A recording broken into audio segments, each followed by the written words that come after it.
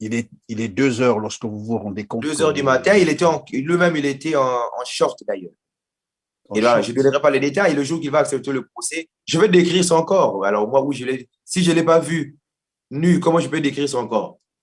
Comme ça qu'il accepte un procès, je lui dirai comment il est, qu'est-ce qu'il a sur les cuisses, qu'est-ce qu'il a, tout ça. Je le décrirai. J'ai bonne mémoire encore de ce qu'il est. J'ai la chance d'avoir une mémoire d'éléphant. Je vais le décrire. Au lieu de continuer à crier, à jaboter de partout que ce qu'ils sont en train de dire, je suis un fou. Même un Et fou a donc, droit à un procès. vous vous rendez compte que vous êtes dans le lit de l'abbé Alain Lwemba Makosso. Après, Mais qu'est-ce est-ce qui qu'il se mérite passe? encore d'être appelé l'abbé vous-même? Pourquoi vous l'appelez l'abbé? Oui, Un pour l'instant, pédocriminel mérite encore un titre honorifique. non, pour l'instant, il bénéficie encore de la présomption d'innocence. D'accord. Le procès n'a pas encore eu lieu. Ben, c'est vrai que vous avez déposé plainte, mais pour l'instant, il bénéficie encore de la présomption d'innocence. Ah, donc, vous êtes rendu compte que vous étiez dans son lit. Après, qu'est-ce qui se passe? Vous vous regardez, vous vous parlez, vous vous dites quelque chose? Ben Quelle est justement, mais son parce que je ne attitude? comprenais pas. Je ne comprenais pas comment je me retrouvais là et ce n'était pas ma chambre, vous voyez. Ce n'était pas la chambre que je devais même occuper. Il va me dire non, ne dis rien, tu peux rester tranquille parce que voilà ce que je ferai de toi. Je t'enverrai en Italie, tu es intelligent, tu vas faire un doctorat en Italie, tu seras un grand prêtre et tu verras. En sorte, il avoue l'acte qu'il avait posé. C'est ça. Ah, mais c'est un aveu. Et encore mon père spirituel qui me disait il n'y a même pas une semaine, il me dit, mais pourquoi tu vas t'épouvanter en disant que tu n'es pas fou? Peut-être que ce que tu leur dis, ça sort de l'ordinaire. C'est extraordinaire que quelqu'un, on l'a violé par un prêtre qui est franc-maçon, qui est multimilliardaire, tu lui portes plainte. Eux, depuis des années, ils n'ont pas ce courage-là. C'est normal qu'on te prenne pour un fou. On va te prendre pour un fou aussi parce que tu es très déterminé, tu as fait tout un collectif de victimes, tu as rassemblé les victimes. Aujourd'hui, on est 37 victimes d'abus sexuels dans l'église du Congo. À la chair de l'abbé Alain, lui seul, il a 12 enfants, y compris moi. HF, c'est-à-dire hommes et femmes. Témoignages écrits, manuscritement signés. Que vous Mais c'est avez normal. pu récolter, c'est ça? Oui, oui. Mais c'est normal qu'on te prenne pour un fou. Bah, pourquoi j'ai décidé de m'exprimer? Depuis 2014, on me prend pour un fou. On chante partout que je suis fou.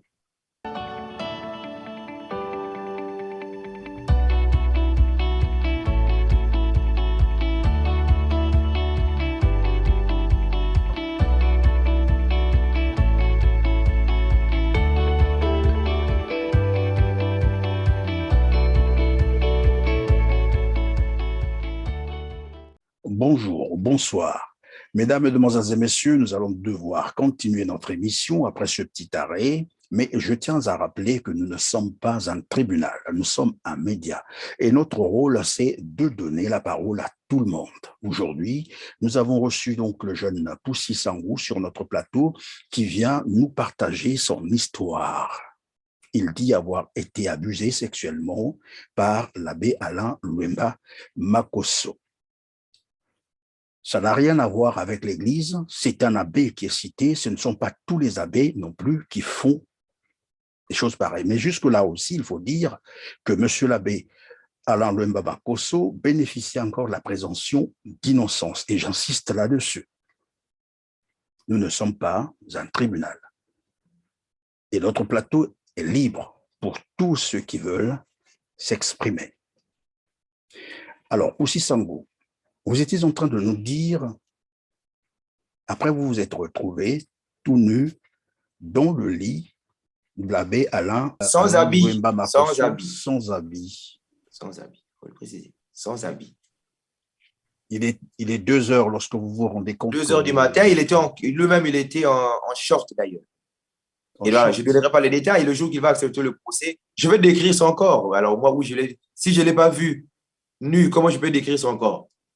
Comme ça qu'il accepte un procès, je lui dirai comment il est, qu'est-ce qu'il a sur les cuisses, qu'est-ce qu'il a, tout ça. Je le décrirai. J'ai bonne mémoire encore de ce qu'il est.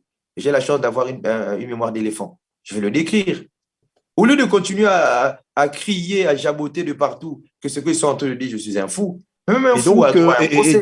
Et donc, vous vous rendez compte que vous êtes dans le lit de l'abbé Alain Mbamakosso. Après, Mais qu'est-ce est-ce qui qu'il se mérite passe? encore d'être appelé l'abbé vous-même? Pourquoi vous l'appelez l'abbé? Oui, Un pour l'instant, pédocriminel mérite encore un titre honorifique. non, pour l'instant, il bénéficie encore de la présomption d'innocence. D'accord. Le procès n'a pas encore eu lieu. Ben, c'est vrai que vous avez déposé plainte, mais pour l'instant, il bénéficie encore de la présomption d'innocence. Ah, donc, vous êtes rendu compte que vous étiez dans son lit. Après, qu'est-ce qui se passe? Vous vous regardez, vous vous parlez, vous vous dites quelque chose? Ben Quelle est justement, mais son parce que je ne attitude? comprenais pas. Je ne comprenais pas comment je me retrouvais là et ce n'était pas ma chambre, vous voyez. Ce n'était pas la chambre que je devais même occuper. Il va me dire non, ne dis rien, tu peux rester tranquille parce que voilà ce que je ferai de toi. Je t'enverrai en Italie, tu es intelligent, tu vas faire un doctorat en Italie, tu seras un grand prêtre et tu verras. En sorte qu'il avoue l'acte qu'il avait posé. C'est ça. Ah, mais c'est un aveu. Ça, c'est un aveu. Puisqu'il le dit, c'est un aveu. Moi, j'ai dit jamais je porterai plainte contre vous. Et je suis sorti en short, sans torse nu, en courant jusqu'à chez moi, à la maison. Quand je suis arrivé, il était vers très tôt, donc vers 3, 4 heures. Je suis arrivé, ma maison, je vous ai dit d'ailleurs, je ne vais pas chanter la pauvreté de ma famille, une maison en planche et tout ça. Et ma mère avait sa petite cuisine où elle préparait son manioc. Je suis parti m'asseoir là-bas. Quelques temps après, vers 6 heures, ma maman sortait pour aller acheter les feuilles de manioc, vous voyez, pour préparer ses maniocs. Elle me voit là. Mais tu fais quoi ici? À quel moment tu es venu?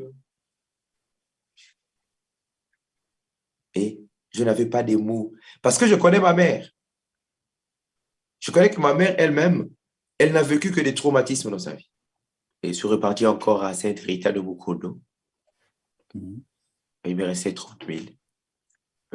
Le père Sylvain me dit, ben, tu es revenu, d'accord. Et je me suis efforcé avec mes blessures. Le père Sylvain m'a encore ajouté 30 000, je me rappelle. Parce que je l'aidais beaucoup à la paroisse avec des jeunes.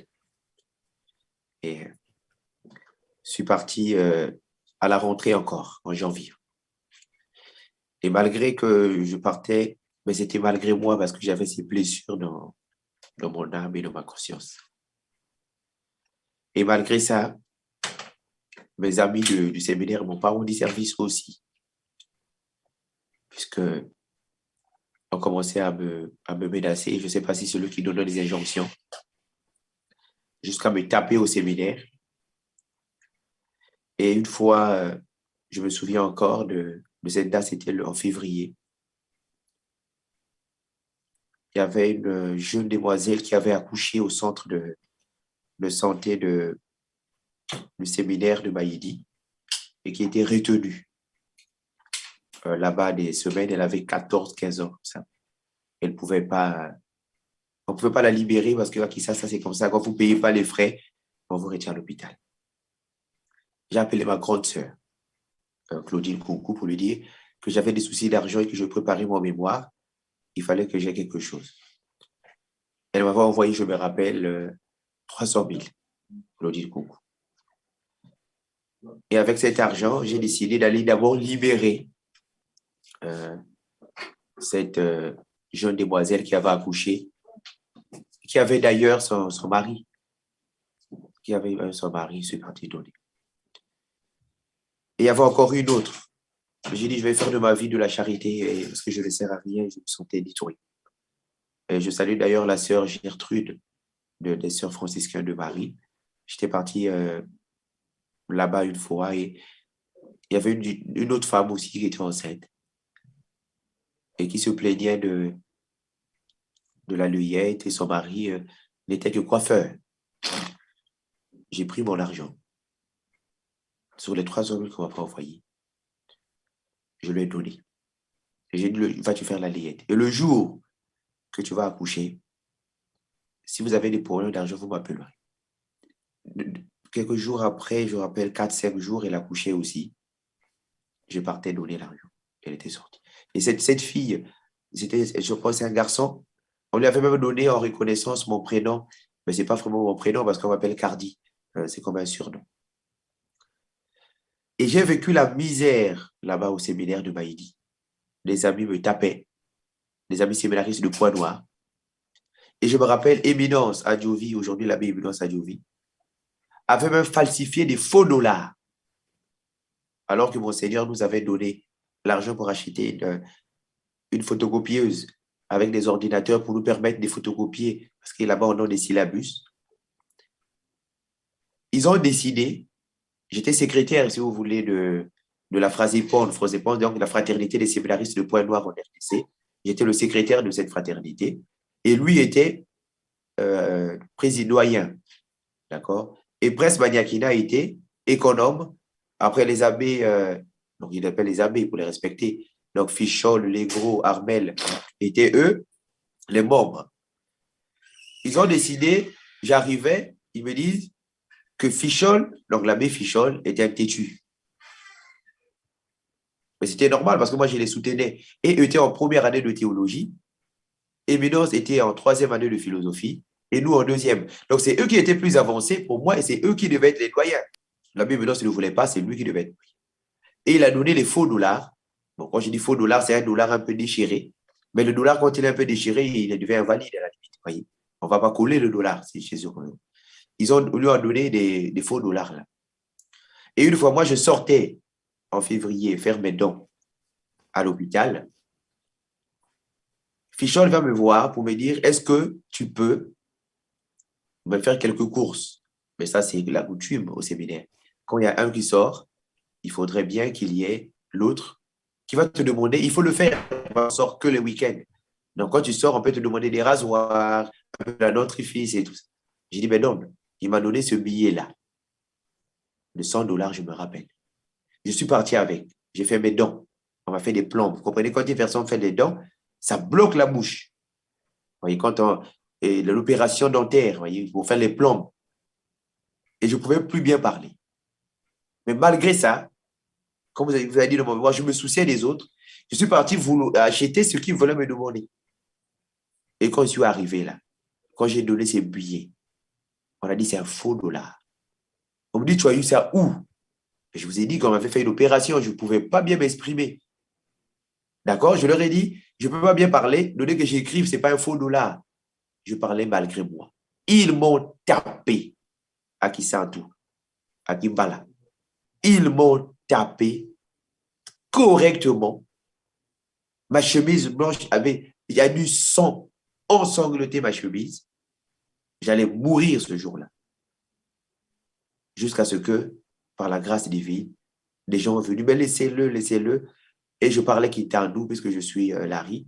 Ils m'ont dit, mais quand tu as vu le Kamouzoudi et tout, tu vois, il est en train de parler notre langue, laissez-le. Et ils vont me conduire au séminaire. J'arrivais au séminaire, c'était 22 heures. Je suis parti voir Prince Maniakina, l'économe. Oui, je vous ai dit. Donc, ami de ma promotion. Je dis, mais Prince, regarde comment on m'a tapé. Où vous avez eu ce billet-là? Prince me dira que c'est Éminence, donc l'abbé Éminence aujourd'hui, qui avait ce billet.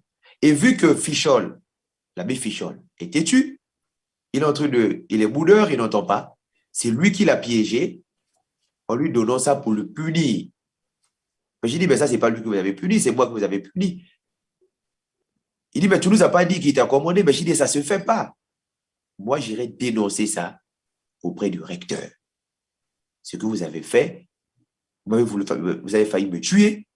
Et l'autre, vous lui donnez des faux dollars. Et Éminence doit nous dire où il a eu ces faux dollars. Vous comprenez? Je vais voir l'abbé Simon Matondo, le recteur. Il est prêt à témoigner, tous ces îles-là. Je vais le voir. J'ai dit, mon père, voici les faits. Il dit, d'accord, je vais les convoquer. Il les a convoqués, il les a entendus. Et moi, je devenais la bête noire, puisque je suis parti dénoncer. Un samedi, on sort encore dans notre véhicule. Tu vas terminer par là, M. Perrin. On sort. On sortait dans un camion qu'on appelait Antonov, donc un gros camion, qui nous permettait de quitter Maïdi, un village, après Kisantou. Pour aller à Kisantou, la route n'est pas bitumée. Donc, on sortait dans un gros camion. Quand on sort dans le véhicule, l'abbé Mavi Moulumba, il est là, prêt à Doulizi, est venu me souffler à l'oreille. Il dit, Poussi, ne descends pas. Si tu descends, on va encore te taper. Parce que j'ai entendu, j'ai ouï dire qu'on a mobilisé les gens encore pour qu'on te tape. Je dis, ma vie, actuellement la vie, ma vie. Je dis, pourquoi tu ne m'as pas dit ça depuis que nous étions au séminaire? Comme ça, je n'allais pas monter dans le camion. Il m'a dit, mais quand tu montais dans le camion, je t'ai dit de ne pas monter, mais comme toi, tu n'écoutes personne, tu es têtu. Alors, c'est comme ça qu'on me décrivait déjà au séminaire, que je n'écoute personne, que je suis têtu, je fais ce que je veux. Mais en respectant la loi, bien sûr. Il dit, je te disais, ne monte pas, toi, tu es monté. Et je n'avais pas le temps de te dire ça, si je t'avais vu, puisque j'étais réglementaire au séminaire. Quand on est réglementaire, c'est une punition. Quand on te dit que tu étais réglementaire, c'est toi, Gunga. C'est moi qui sonnais. J'étais le plus jeune, on était 167. Mais tout le séminaire était contre moi. On m'avait voté réglementaire. Alors, réglementaire, on nomme réglementaire le plus têtu. Mais c'est moi qui sonnais. Vous voyez comment on m'a fait vivre? Ce que cette église m'a fait vivre. C'est moi qu'on avait voté pour que je craque. Je descends. Il me dit, je sais ce que je vais faire. Reste dans le véhicule. Mais où tu descends, tu fuis. Mais je dis, mais je vais fuir où? On va toujours m'attraper. Je ne sais pas où ils sont, les gens qui veulent me taper. Je ne connais même pas ceux qui. Il dit non. Peut-être les problèmes que tu as eu avec ton ami, avec tes amis Prince Banyakina et Minos. Il dit, ah d'accord. J'ai dit, si c'est eux, je sais quelles personnes ils peuvent mobiliser pour me taper encore. Donc, je sais où je vais fuir. Je suis descendu. J'ai aperçu les Boundoudia Congo, les Boundoudia Congo, les Pakistan, un peu tout au fond là-bas, ceux qui m'avaient déjà tapé. J'ai fui au commissariat. Mon PV est encore là au commissariat de Kimbala. C'est vérifiable. Le commissariat de Kimbala. Je suis parti me cacher là-bas. Il dit, mais qui m'a dit les sango. Vous avez une idée sur la date? Ben, je vous dirai, attendez, c'est en février. Ça doit être entre le 18 ou le 17 février. Hein. Voilà, donc, vraiment la deuxième semaine de février, après la mi-session. Ils m'ont dit, ben, écoute, tu veux aller où? J'ai dit, bon, je peux aller chez les sœurs. Les sœurs où je partais toujours, hein, chez les sœurs Gertrude. Je vais citer avec la sœur Charlotte, d'ailleurs. Les deux. Je partais souvent les voir. Hein, des religieux, très morales, et on me donnait beaucoup de conseils, et je partais souvent là-bas. Ils m'ont dit, mais qu'est-ce que tu veux? Si tu veux, je te donne un policier, moyennant $50. Comme ça, le policier, il sera armé, il va te protéger jusqu'à ce que tu vas rentrer au séminaire. J'ai dit, je n'ai pas $50, j'ai $30. Il m'a dit, c'est $50, le major. Il m'a dit, mais donne ton téléphone. Il m'a pris mon téléphone, que mon papa m'a envoyé, un Android qui pouvait coûter au moins $300. Il a pris ça, il a dit, c'est ta vie qui est en danger. Donc, tu préfères garder le téléphone que quand tu tues ou qu'il y a un téléphone, tu vas aller avec ton téléphone. J'ai dit, si c'est comme ça, tu me fais une plainte. Il dit, d'accord, j'ai porté plainte contre Éminente, contre Banyakina Prince, qui lui était économe, parce que c'est les deux à qui je devais porter plainte. La plainte est là-bas. Ils m'ont remis des convocations. J'avais des convocations en main. On m'a donné un policier. Aujourd'hui, on est toujours en communication avec ce policier-là. On est sorti, il m'a accompagné chez les sœurs armées. On a aussi vu les jeunes qui étaient déjà là avec les pierres et tout ça. À l'entrée du couvent des sœurs, les sœurs Gertrude, derrière l'ISTEM. L'ISTEM, c'est l'institut. Et ces jeunes étaient envoyés par qui? Comment? Qui avait envoyé ces jeunes-là pour te faire du mal? Alors, moi, je ne saurais pas le dire, mais au moins, l'abbé m'avait dit, on va me taper, d'accord? Mais je ne vais pas accuser les gens. Mais si eux, déjà, Éminence et Prince m'avaient agressé la veille, Prince m'avait agressé la veille de la sortie dans ma chambre, donc pour moi, c'est lui, parce que lui m'avait déjà agressé. D'accord? C'est connu au séminaire qui m'avait agressé. C'est même le gardien qui était venu séparer. Il était venu. Ça, c'est un noir de taille de karaté en plus. Moi, un faiblard, je pesais 55 kilos. Je ne suis pas fort, moi. Il était venu, il m'avait bien roulé des coups et personne ne pouvait séparer. Ils étaient contents. Parce que pour eux, c'est moi qui dénonce au recteur. Donc, si on me tape, c'est normal, c'est bien. Nous étions 47 dans le bâtiment. Ils étaient en train de me taper, mais eux, ils avaient les bras croisés comme ça. Et donc, on t'a amené chez les sœurs. On m'a amené chez les sœurs. Je suis rentré, les sœurs m'ont dit, mais pourquoi tu viens avec un policier chez nous? J'ai dit, ben, parce qu'il doit m'accompagner, voilà, je suis menacé. La sœur m'a dit, ben, écoute, tu sais bien qu'au couvent, les policiers ne rentrent pas. Un peu. Vous voyez, il y a une histoire un peu de la sœur Anouarité. Donc, les sœurs un peu sont un peu, pas traumatisées, mais il y a des mauvais souvenirs, la présence des militaires dans Dans le le couvent. couvent. Donc, ils m'ont dit, ben, comme tu il t'a laissé, donc il peut partir. Nous-mêmes, on va t'accompagner. J'ai dit, les sœurs, vous êtes des religieuses. Les gens que j'ai aperçus là, ah non. Il dit, non, qu'il peut partir, nous allons appeler un taxi qui viendra te prendre. Donc, le policier est parti. Vers 17 heures, il était question que je rentre. Quand je sortais avec les sœurs, on a rencontré les mêmes jeunes, avec une jeune demoiselle qui était la petite amie de Prince Baniakina. Donc, un séminariste, mais avec sa petite amie qui était là. Et c'est elle qui va me faire des problèmes. Il dit, oui, c'est toi qui crée des problèmes à Prince. Elle m'a fait tout un speech. Et les jeunes sont venus. Ils m'ont tapé encore devant les religieuses, là, devant la sœur Gertrude et la sœur Charlotte. Mais les pauvres, impuissantes comme religieuses, sont des femmes. J'allais encore mourir le jour-là encore. Et les sœurs m'ont dit, mais écoute, si c'est comme ça, Zonga na Congo, hein. Tu vas rentrer au Congo parce qu'ils on va te tuer ici. Je suis rentré au séminaire. Le lendemain, j'ai dit, je vais continuer. Je suis parti voir mon père spirituel, le père, l'abbé Alexis Mbouaki, d'heureuse mémoire, qui était un grand professeur de théologie, qui me dit, supporte. Supporte. Même Jésus, on l'avait persécuté comme ça. Si on te persécute, c'est que ta vie, c'est ici, c'est que c'est ton chemin. Et, mon père. Lundi, on tape, mercredi, on tape, et tout ça, je continue ici, c'est Jésus comme ça. Non, continue, tu es intelligent. Il m'a dit, il m'a moralisé. J'ai dit, d'accord. On va encore dire que l'abbé Alexis est décédé, donc voilà pourquoi je parle de lui. Du coup, je suis sorti, je suis parti voir l'abbé Jérôme Pouloulou. Il est là en vie. Il est là en Belgique, l'abbé Jérôme Pouloulou. C'est vérifiable, ce n'est pas un extraterrestre. Je suis parti le voir. J'ai dit, mon père, voilà ce qui m'arrive. Il m'a donné des sages conseils. On l'appelait Zazen. C'est le professeur de spiritualité, de religion traditionnelle africaine. Il est très pieux, très assis spirituellement. Il m'a donné des conseils et j'ai entendu. J'ai créé un groupe qu'on appelait les bons larrons, là-bas en RDC. Les bons larrons, ça veut dire que tous ceux qui sont persécutés, vous voyez, les bons larrons, c'est les deux voleurs qu'on a crucifiés avec Jésus. Et moi, je m'identifiais comme l'autre voleur là qu'on prenait pour un mauvais. Il y a un qui avait dit, Seigneur, souviens-toi de moi quand tu seras dans ton royaume. Et l'autre avait douté. Il dit, si tu es le Fils de Dieu, sauve-toi toi-même et nous avec. Et moi, j'avais créé un groupe que j'appelais les bons larrons. Et je prenais tous les jeunes là du village. Je disais, nous sommes les bons larrons. Comme vous, les Maquais Sada du Bundia Congo. C'est vrai que vous m'avez tapé, mais vous êtes des bons larrons. Vous n'êtes pas des gens qu'on va condamner. Vous êtes mes frères, venez. Venez, on va parler. Et je suis parti voir l'abbé Badika. L'abbé Badika, Hippolyte. Il est là en Allemagne. Il est en vie. Il faut noter son nom. Parce que là, il va dire là-bas, je suis fou. Donc, je ne cite le nom de ces gens-là pour qu'ils aillent vérifier. Il est là en Allemagne. Je donne son adresse. Il est là en Allemagne. En Allemagne, là.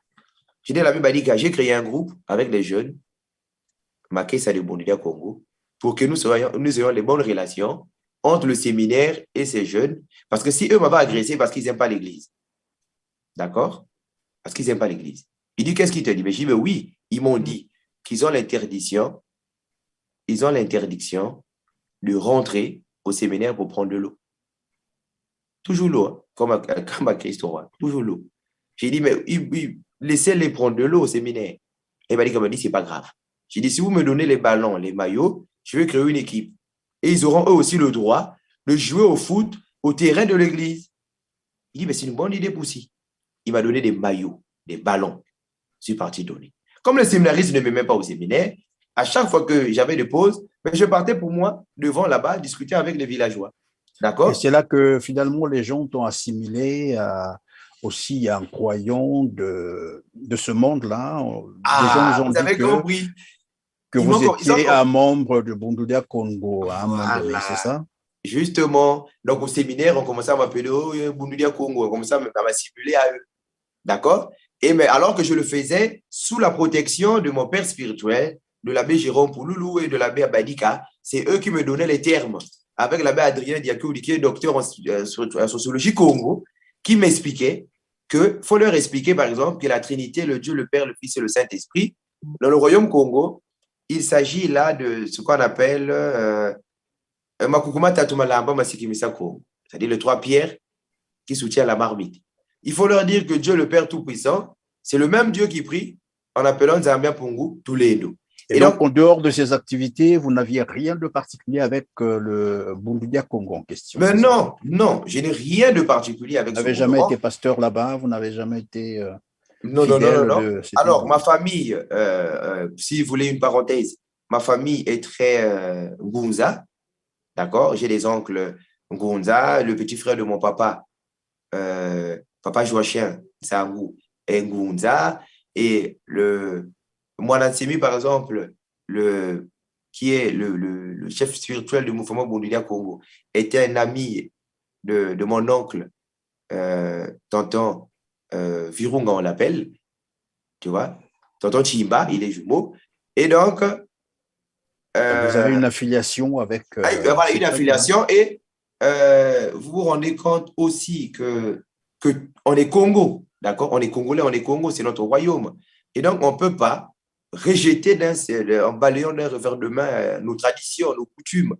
Et pour moi, on avait tout un cours d'ailleurs au séminaire qu'on appelait religion traditionnelle et africaine. Donc, on apprenait la religion Congo au séminaire. Et notre professeur, c'est l'abbé Jérôme Pouloulou, d'accord? Qui lui a fait un master, je pense. Là, il doit être docteur, si j'ai bonne souvenance, en philosophie et religion traditionnelle africaine. Donc, là-bas, c'est une option. Et donc, moi, je m'engageais, en fait, à les évangéliser, en fait.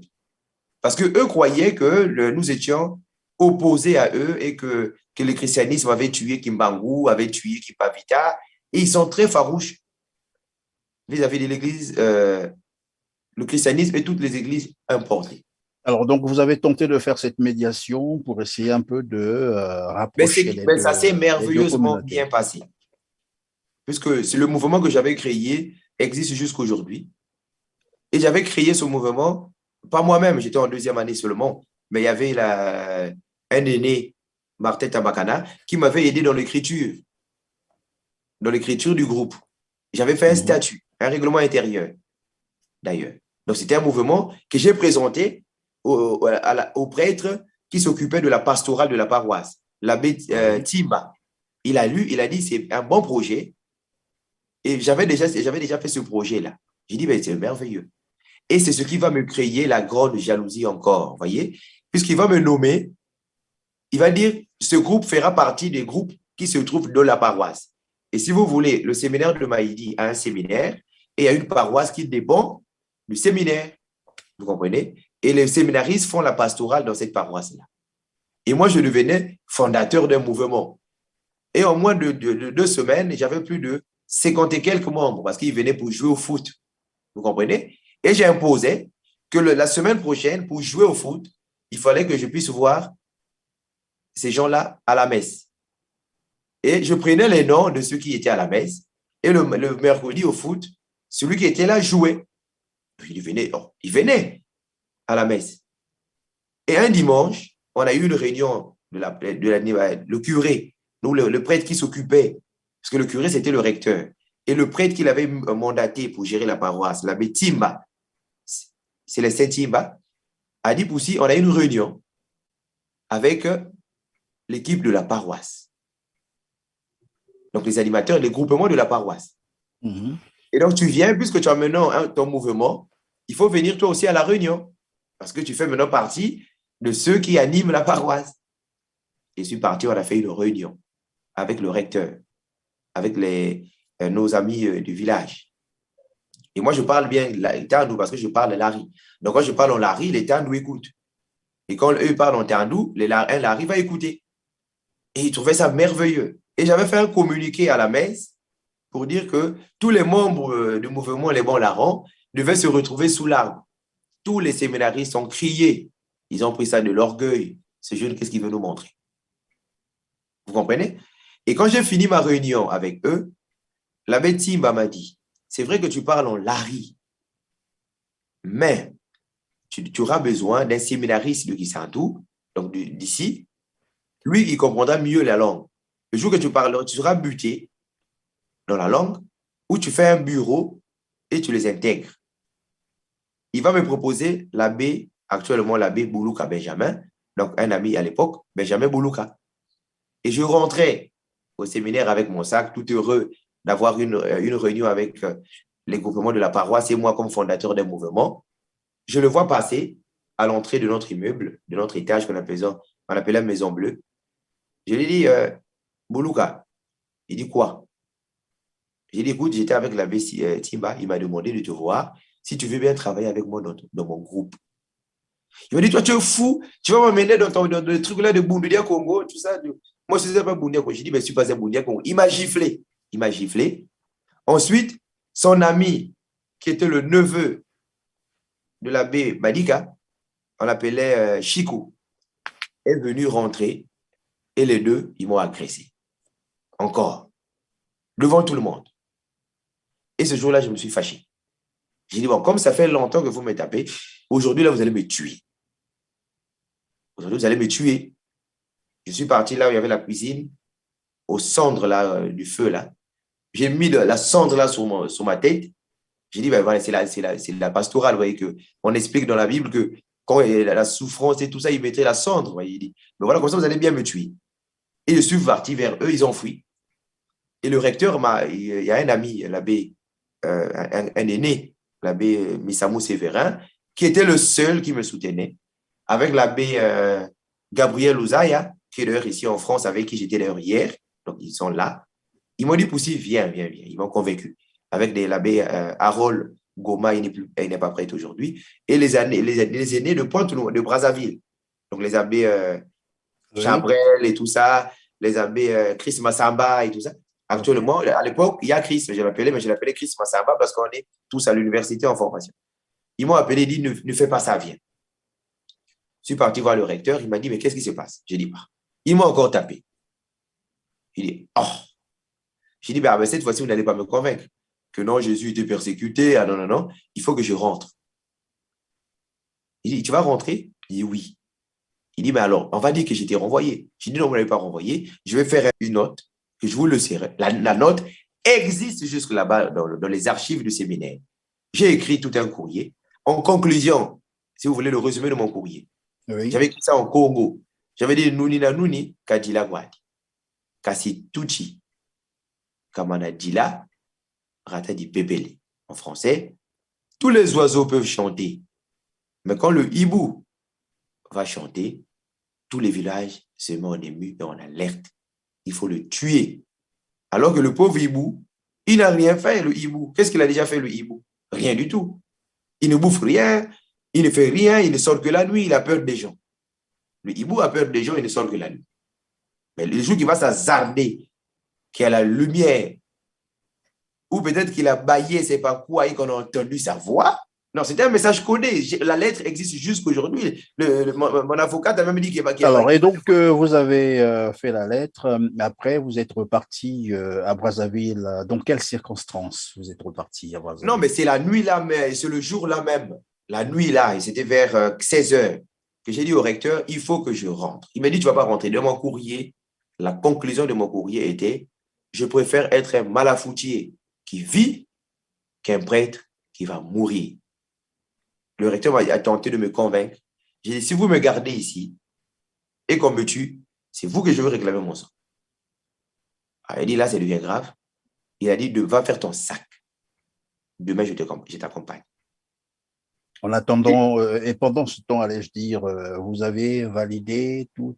Puisque c'était en février, j'avais fait la mi-session, j'avais fait une très bonne moyenne, il ne me restait que quelques 2 ou 3 matières.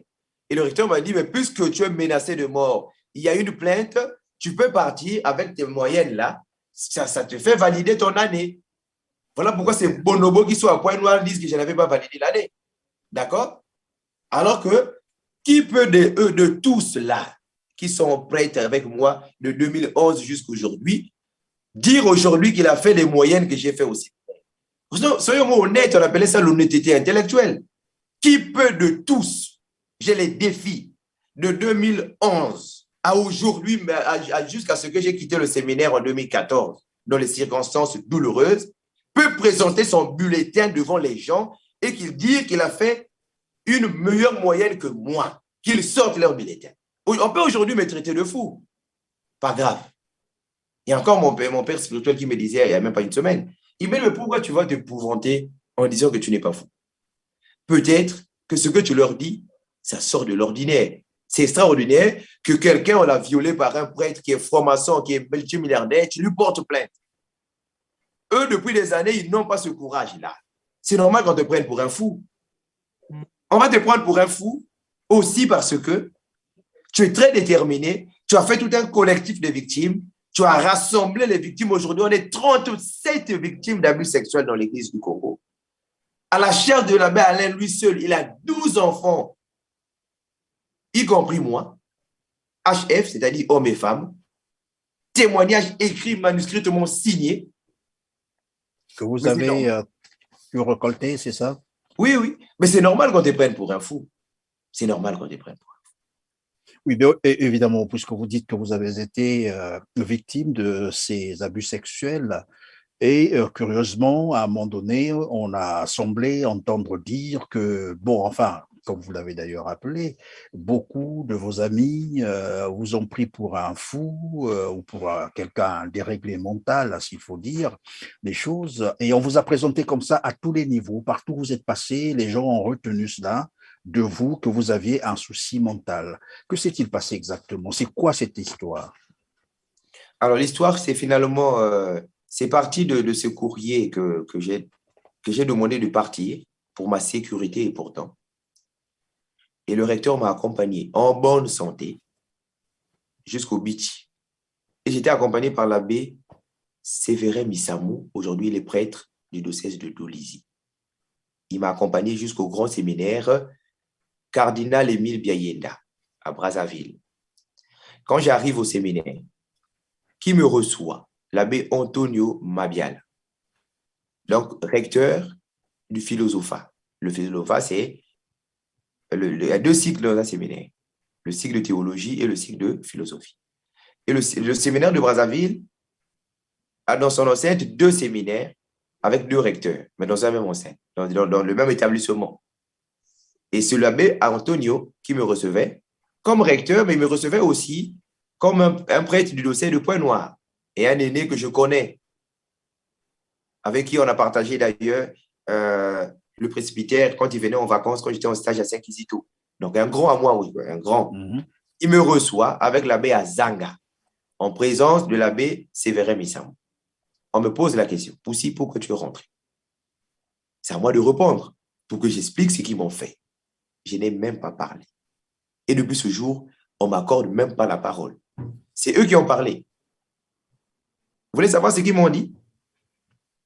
Oui, pour l'intérêt de nos téléspectateurs, c'est quoi? Là-bas, Antonio me dira, je cite, Poussi, on t'a pas envoyé au séminaire pour aller faire des études. On ne t'a pas envoyé au séminaire pour aller être un bienfaiteur, pour aller sortir des gens dans les hôpitaux, pour aller partager de l'argent dans les villages. On m'a dit ils t'ont reproché tout cela. C'est ce qu'ils me reprochaient. Que tu es parti doter une femme. Donc, moi, à 22 ans, je suis parti doter une femme. Donc, la jeune fille que j'avais sortie, qui a son mari, avec tout ça, la famille, jusqu'à aujourd'hui, on est ils m'ont dit, tu es parti doter une femme. Que tu empruntais de l'argent au séminaire et tu es endetté à hauteur de ne sais pas de combien. Bon. Mais je trouvais ça comme un film. C'est-à-dire que ce que j'ai vécu et le courrier que j'ai écrit et ce qu'il me racontait, je dis, qu'est-ce qui se passe? Je me souviens encore de la réaction de l'abbé Sévérin. Il me dit, oh, mais est-ce que c'est de toi qu'on parle? J'ai posé la question à l'abbé Anthony. Est-ce que vous avez un rendez-vous avec un autre séminariste aussi ou il n'y a que moi que vous recevez? Il dit, mais c'est bien toi, Poussi. J'ai dit, oui, c'est moi. J'ai dit, mais ce que vous me dites, ce n'est pas pour ça que je suis venu. Voulez-vous entendre ce que je suis venu ou... Il dit, mais oui, mais Poussi, là-bas, ça ne va pas prendre la parole. Mais oui, un séminariste n'a pas le droit d'aller partager de l'argent. La seule parole que j'avais dit. J'ai dit, si j'ai partagé de l'argent, c'était pour faire le bien. Et une église, pour moi, j'avais même le livre du pape Jean-Paul II, qu'on appelait Deus Caritas Est. Dieu est charité. Et pour moi, Dieu est charité. Si j'ai 100 francs, je le partage avec qui je veux, avec celui qui en a besoin. C'est ça, Dieu.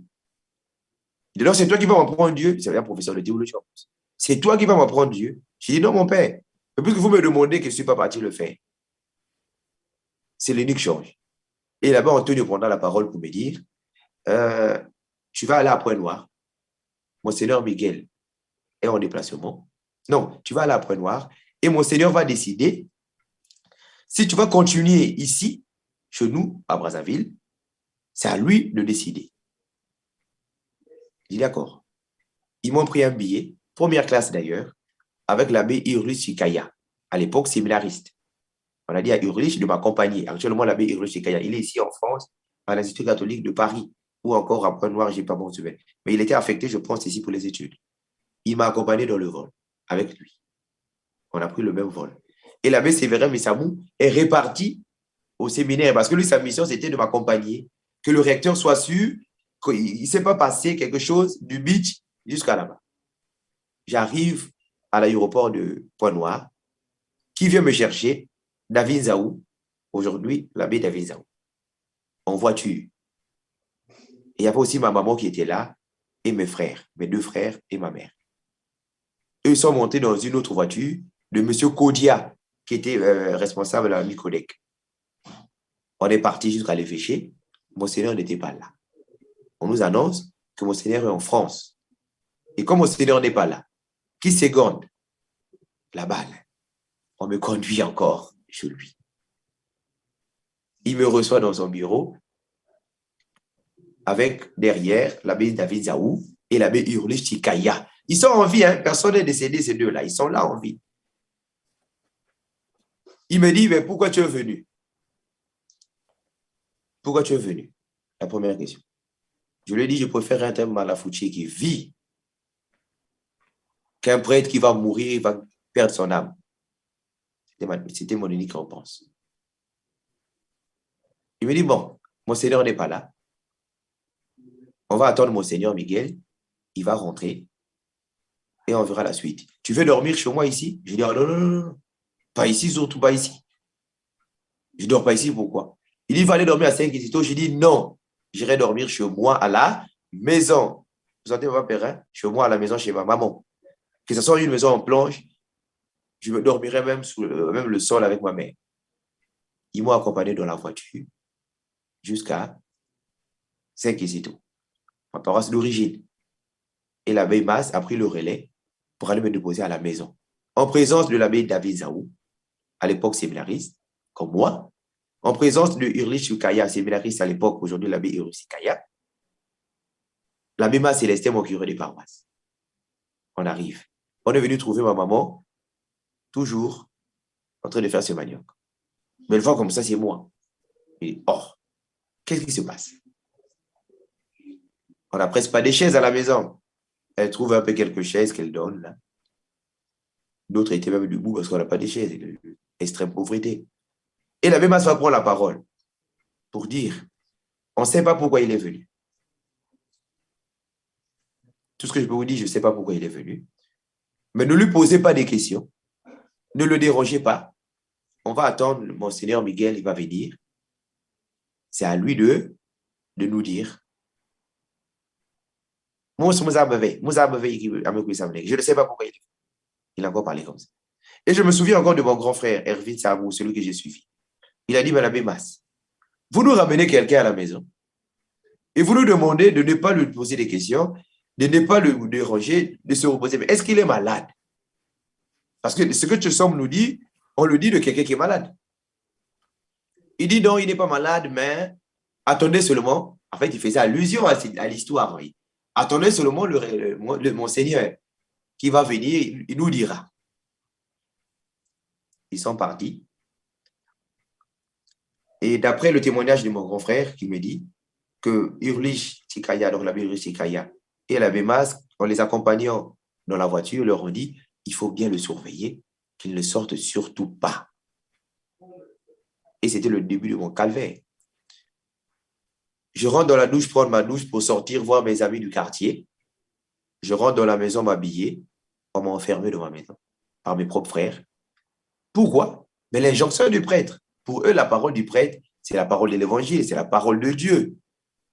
D'accord? On ne peut pas contredire la parole d'un prêtre. Il a dit, il faut le surveiller qu'il ne sorte pas. Il n'a pas le droit de sortir. Je menace pour sortir. Je menace pour sortir. Mes amis sont même arrivés devant la parcelle. Notre parcelle, donc, elle n'est pas clôturée. Il me dit, mais Poussi, viens, on va te voir. Je me suis enfermé dans une maison. J'ai menacé. Ils n'écoutaient pas. J'ai dit, ben, je vais passer par la violence. Au moins, peut-être qu'ils vont accepter. J'ai fait semblant de casser une sorte de persienne comme ça.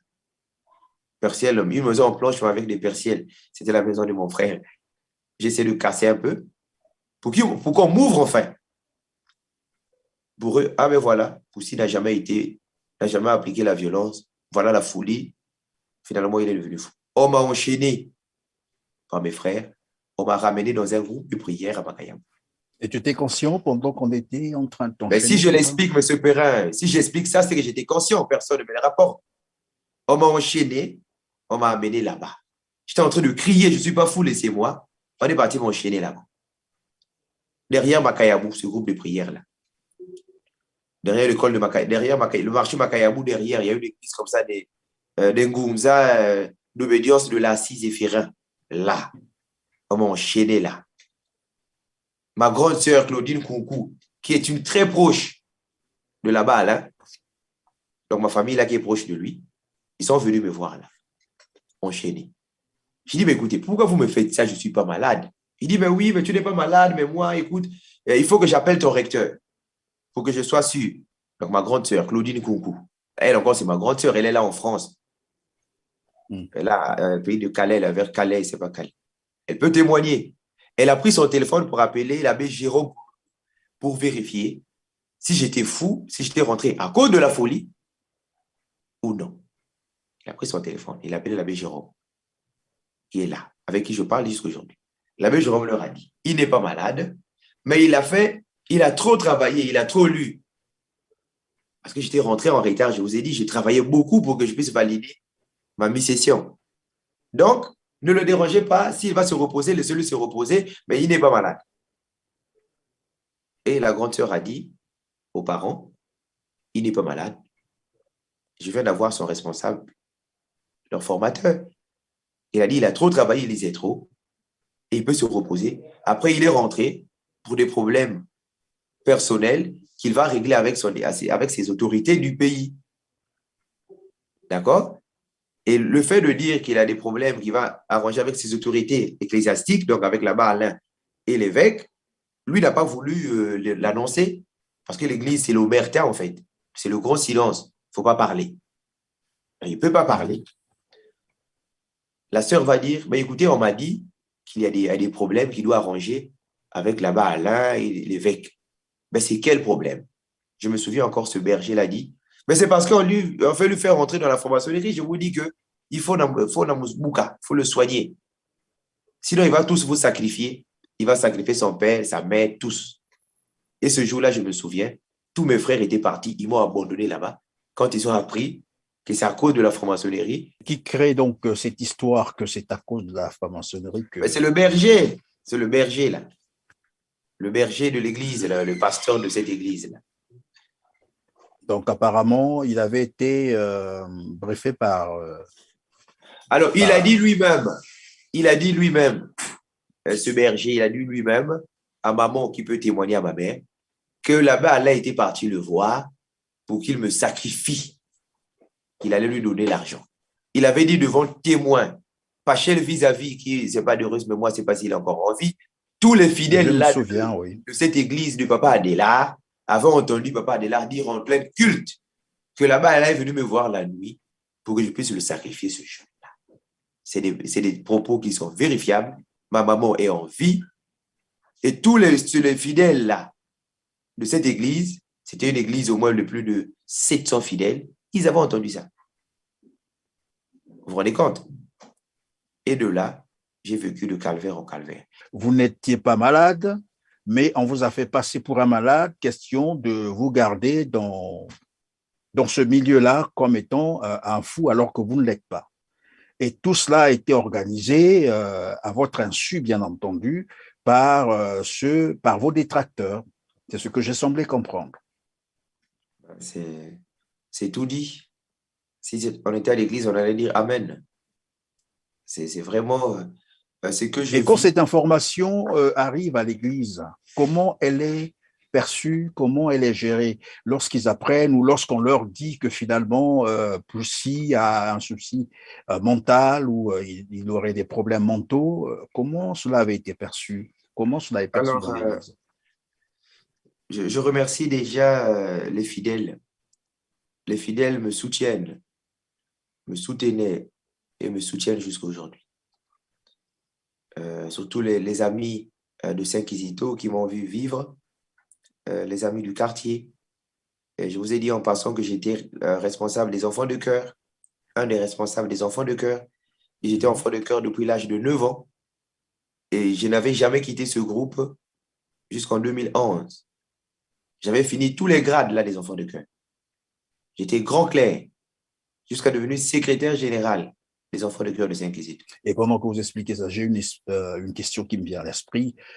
Tout à l'heure, lorsque vous citez un an après, vous avez tendance à dire à l'actuel abbé de un tel devenu abbé, un tel devenu abbé. Alors, tous vos amis sont devenus des abbés. C'est ce que j'ai semblé comprendre, sauf vous. Que s'est-il passé? Bah, je vous ai dit, moi, je suis le hibou. Je suis le hibou. Alors qu'apparemment, dans vos études, c'est ce que j'ai cru comprendre, vous étiez un élève très brillant d'ailleurs, major de votre promotion. Curieusement, à la date d'aujourd'hui, vous citez vos amis, tous ceux qui vous entouraient, ceux que vous avez d'ailleurs enseigné, vous avez formé, tous sont devenus finalement des abbés, sauf vous. Alors, ce qui est drôle, je vais vous raconter une anecdote, parce que lui-même, il le témoigne. L'abbé Damas, donc Damas, actuel l'abbé Damas, j'étais en stage à Saint-Quisito. Il était fortement âgé déjà. C'est un témoignage, hein, je dis bien. C'est une sorte de vocation tardive. Il était professeur de philosophie en RDC. Il pouvait avoir 45 ans révolus. Et il venait me voir à la paroisse, et moi en stage, pour me dire Nalingana Zala Sango, je vais être prêtre. Je dis, ah bon? Ah ben, tu as déjà 45 ans, tu dois être papa. Il dit, non, je n'ai pas encore mis au monde. Je dis, mais écoute, moi, je suis qu'en stage. Et si tu veux, il faut aller voir le curé. Il est parti voir l'abbé Mas.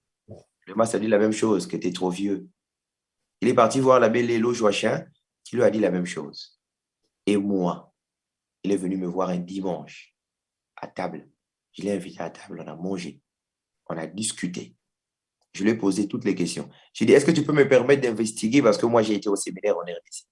Si réellement tu n'as pas d'enfant, il m'a dit, je connais, tu peux, je vais te donner les adresses. J'ai dit, d'accord, je militerai pour que tu ailles au séminaire. J'ai milité corps et âme à table pour le défendre. Et aujourd'hui, même lui est devenu prêtre. L'abbé Damas, que je salue, mon père. Vous vous rendez compte, même les jeunes que j'ai vus, que j'ai encadrés dans les enfants de cœur, moi, j'étais déjà au séminaire en 4e année, par exemple. Il me restait, par exemple, 3 ans. Lui n'était pas encore au séminaire, mais il est rentré au séminaire. Il a fait 7 ans. Il est prêt aujourd'hui. Et très Et drôle. donc, si je comprends bien, c'est toujours là la conséquence de ce que vous avez promis, l'abbé Alain Lemba Makosso, Mais qu'il va vous ça pourrir s'est la vie. confirmé. Ça s'est confirmé, je vais vous dire. C'est très drôle. Ça s'est confirmé, la phrase. Quand on a mené la guerre, que j'étais devenu fou, la paroisse m'a soutenu. J'ai fait séquestration sur séquestration, parce que c'est le terme que je vous tire d'ailleurs. De groupe de prière en groupe de prière, incisé. Si j'enlève ma chemise, ntsamba, ntsamba, c'est-à-dire j'ai des incisions sous le corps. Je ne peux plus lire sans lunettes parce qu'on me mettait des collures en kelo dans les yeux. Je ne peux plus lire sans lunettes. Mais malgré ça, j'avais mon chapelet à la main. J'ai milité. Et j'ai été beaucoup aidé par le pasteur Mbama et Jeune, l'apôtre d'heureuse mémoire, dans l'éternité bienheureuse. Mais en 2015, au sortir d'une neuvaine, moi je prie beaucoup sur la dévotion mariale, je faisais avec ma maman, parce que ma mère ne vit que de la prière. Mais tout, Nzambi quoi, on n'a rien, c'est la prière qui nous fait vivre. On faisait notre neuvaine que j'avais organisée avec ma maman, avec mon oncle et ça, la femme de mon oncle. La neuvaine, c'était la neuvaine de Marie qui défait les nœuds. Et le jour où on clôturait la neuvaine, ma mère me dit, mais tu ne vas plus à la messe. Va au moins à la messe. Clôturer ta neuvaine. Je dis, ah non, vous n'allez pas me refaire ça. Là. Il dit, mais va prier, va à la grotte. Va clôturer pour toi à la grotte. Tu allumes une bougie blanche, après tu reviens. Quand je rentre à la paroisse, je croise l'abbé Benjamin Savane, que je salue d'ailleurs, curé de Saint-Quisito à cette époque, aujourd'hui là en France, à Pontoise, dans les Yvelines. Il me voit. Il dit, oh, Poussi, ça va? Je dis, ça va mon père. Il dit, Mboui, bah, il est très comique. Mboui, on lui dit donc comment? J'ai dit, ça va. Il dit, tu es sûr, ça va? Mais je dis, mais je ne vois pas le Poussi tout bouillant, qui aime les débats philosophiques et tout ça, comme il est professeur de philosophie et épistémologie. Il dit, mais aujourd'hui, tu ne me coinces pas là. Tu m'as vu, mais tu ne m'attaques pas sur un débat, et tu ne veux pas parler de Spinoza et tout ça. Mais j'étais très mou, j'avais mes problèmes, vous voyez. Il me dit, je ne te sens pas, viens. Il m'a amené dans son bureau. Il me dit, mais j'aurais appris que tu es devenu fou, tout le monde te cherche et tout ça. J'ai dit, mais mon père, voilà, je ne suis pas devenu fou. Je n'ai pas parlé de l'agression sexuelle, d'accord? Je dis, je ne suis pas devenu fou. Voilà, on m'a fait hospitaliser. Voilà. Il dit, ah bon? Mais là, tu fais quoi? Je dis, mais je suis à la maison. Il dit, mais pourquoi un séminariste va être à la maison? Il a dit, un séminariste comme toi, là, sa place est à l'église. Tu ne vas pas être à la maison. J'ai dit, on ne m'a pas affecté. On ne m'a pas affecté. Ni affecté, ni au séminaire. La raison, je suis fou. Il dit, oh. Donc, la folie, c'est toi que je vois là qu'on dit que tu es fou. Je dis, ben, il n'y a pas de Poussi. Il dit, oh, c'est moi qui suis fou ou c'est toi qui es fou? Parce que je ne crois pas, je n'en reviens pas, qu'on me dise qu'une personne qui est là devant moi, qui n'a pas changé, c'est vrai que tu as maigri, mais tu n'es pas fou. Il dit, écoute, tu vas faire le stage avec moi ici, à la paroisse. Et c'était lui le curé doyen du secteur C. Le secteur C, il comprend Saint-Quisito, Saint-André-Cavois, Saint-Augustin, Saint-Michel et Sainte-Bernadette. Il m'a dit, tu vas faire le stage ici. Tous les prêtres du secteur vont voir ce que tu vas faire et nous allons présenter ton dossier en fin de ce stage pour que tu reprennes ta formation, que tu sois ordonné comme les autres. Pourquoi on va te bloquer comme ça? Après, il va me dire, mais moi, je suis curé doyen du secteur, mais le vicaire général, c'est là-bas. Hein? Donc, je vais te faire une note d'information, parce que c'est lui, le vicaire général, un peu le PM, à la limite, le Premier ministre. Donc, le chef qui dirige la vocation et est chargé de tout ça. Donc, va lui envoyer ce courrier-là. Il a écrit devant moi. J'ai encore en tête ce qu'il avait écrit. Sans connaître les problèmes que j'avais avec la balle. D'accord? Il a écrit Monseigneur le vicaire général, je t'envoie avec ce jeune, avec ce petit courrier, séminariste du dossier de Pointe-Noire et fils de la paroisse Saint-Quisito que je dirige, qui est en famille en ce moment. J'ai décidé de le prendre en stage avec moi. Ce courrier vaut une information et aussi possible une validation de votre part. Il a dit, lis d'abord toi-même. J'ai lu. Ça te va? J'ai dit oui. Il a scellé.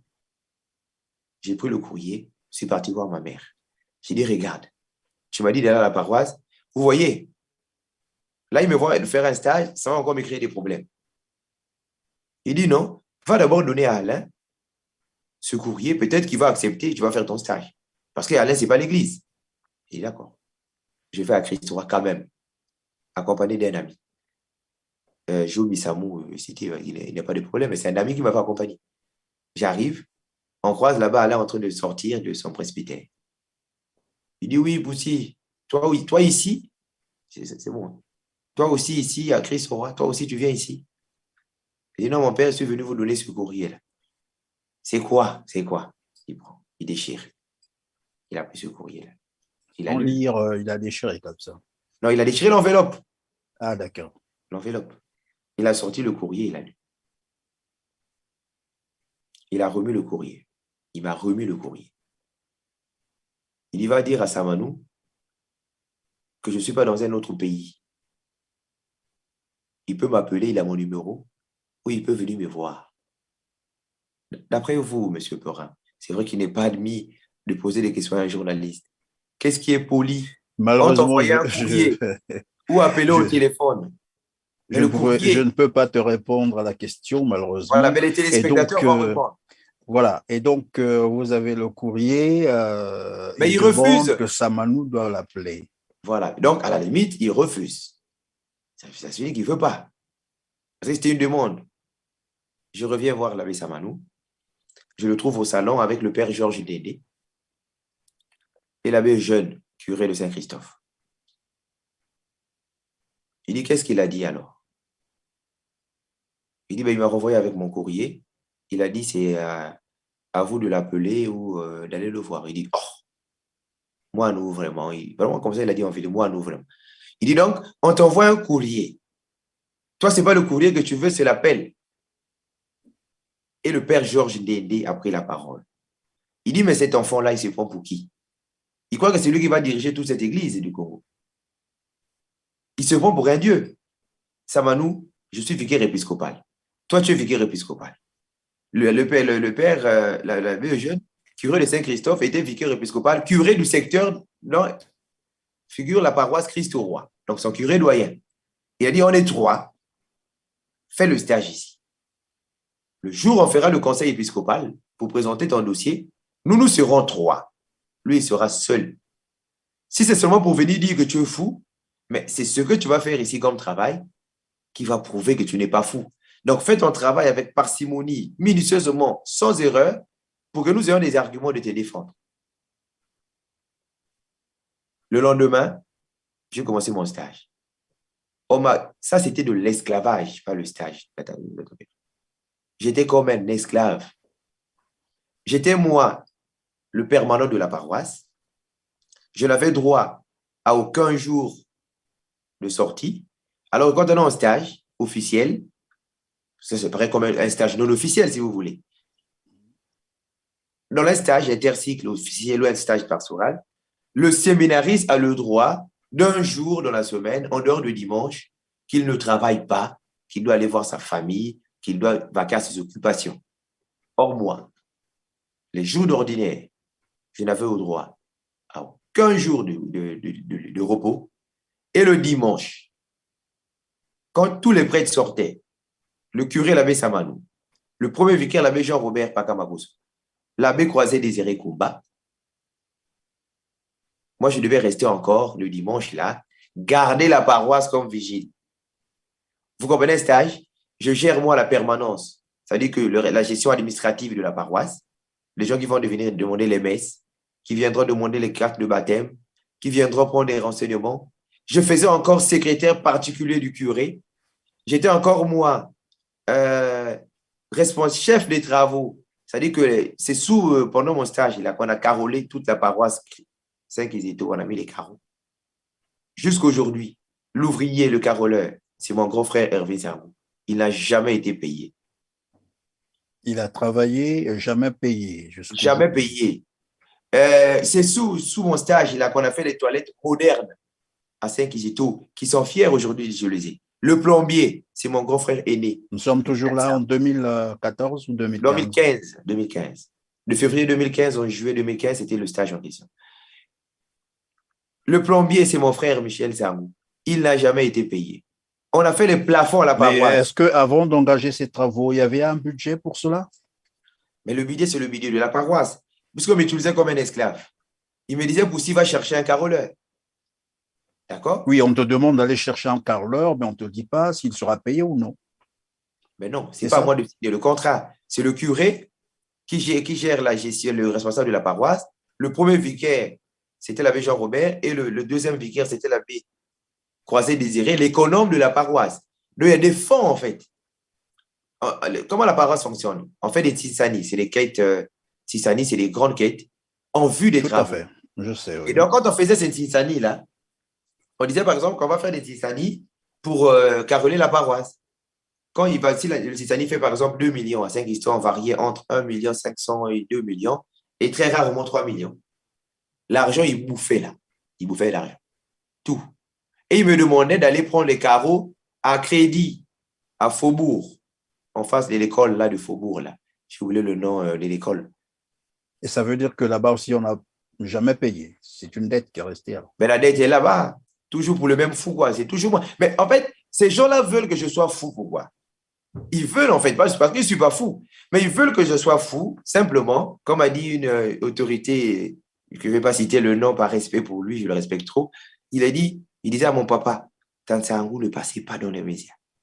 Si vous passez dans les médias, s'il vous plaît, ça va éclabousser l'Église.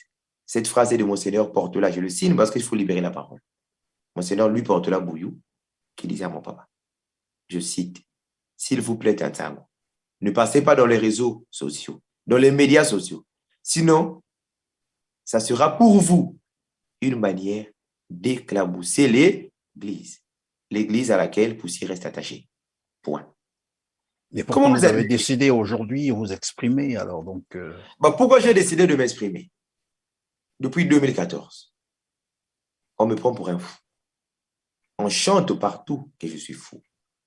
J'ai fait un stage en 2015. Un stage. Je ne vais pas me juger moi-même. Vous pouvez prendre le micro-trottoir, aller à Saint-Kizito, aller dire qui avait fait ces carreaux-là, qui surveillait les travaux, qui engageait les travaux, tout ça. Et donc, vous avez fait ce stage, oui. Vous avez fait ce stage qui avait terminé oui. Mais de la joie aux pleurs. C'est bien de partir des pleurs à la joie, mais de la joie aux pleurs. J'ai fini mon stage. L'abbé Samanou m'a dit, on doit étouffer le dossier. Malgré que ton stage est bon, on doit avoir des certificats des médecins. Le président des chrétiens de Saint-Kizito s'appelle Dr Elila. Il a tout un hôpital qu'on appelle le Clinique Saint-Jean à Tister. Et il est responsable de la radiologie, échographie et radiologie de l'hôpital de base de Tchétché. Et c'est le président de la paroisse. Il a vu comment j'ai travaillé. Il a dit, Poussy, cette fois-ci, si on ne te prend pas, donc c'est un autre problème. Mais pour éviter... Et là, tu avais travaillé, tu avais fait le stage pendant combien de temps, comme ça? De février en juillet. C'était de février en juillet. De février en juillet, sans donc, interruption. Janvier, février, mars, avril, mai, juin, juillet, 7 mois. Sans interruption. Sans interruption, sans repos. Sans séquestration. Sans séquestration, sans salaire.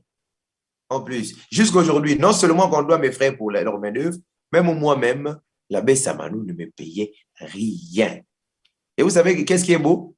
Après mon départ en juillet, on a embauché pour le travail que je faisais 3 personnes. Vous comprenez comment on m'exploitait? Le travail que je faisais tout seul, sans être payé. Après mon départ, ils ont embauché 3 jeunes. Je vais les citer. Coucou Prince. Ça viendra avec un autre qui faisait vigile de la paroisse pour sauver les toilettes modernes. Mais moi, tout ça, je faisais seul. Et tous ces jeunes-là étaient payés, permettez-moi, M. Perrin, 75 000, 75 000, 75 000. Vous imaginez leur salaire? Et moi, je faisais ces trois travaux-là, où ces 3 personnes, en moi seul, 0 francs pendant 7 mois. C'est une parenthèse. On va revenir. Mon stage est là. Tata Perrin. Docteur Elila, il m'a fait des examens. Un bilan de santé. Tout était bon. Il m'a dit, alors... Ce bilan existe. Mais ils ont ça là-bas, non? C'est ce bonobo de là-bas, Alain, il a ça. D'accord? Ils ont ça dans leur dossier à l'évêché là-bas. Donc, il a dit que vous étiez valide, vous étiez en bonne santé. Non seulement, après il a dit, puisque ça c'est le bilan, Tata Lamoutou, qu'on voit la tête. Lui-même, c'est le responsable qui gère échographie, radiologie. On m'a ramené à l'hôpital de Tchétché, on a mis la tête, scanner, quoi. Tout est normal. Il a produit le certificat. L'abbé Samanou a pris. On revenait, j'ai organisé pour mon départ, pour le fin de mon stage là. C'était un lundi de Pentecôte, où il y a le repos des prêtres, le repos de la paroisse. Une excursion à Matombi. J'ai des photos à Matombi, avec toute la paroisse. C'est moi l'organisateur. On était parti plus de 6 bus. Et donc, l'abbé Samanou a pris tous ces éléments.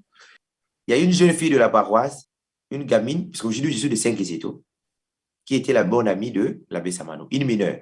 Donc, il avait 3 mineurs qui étaient ses copines.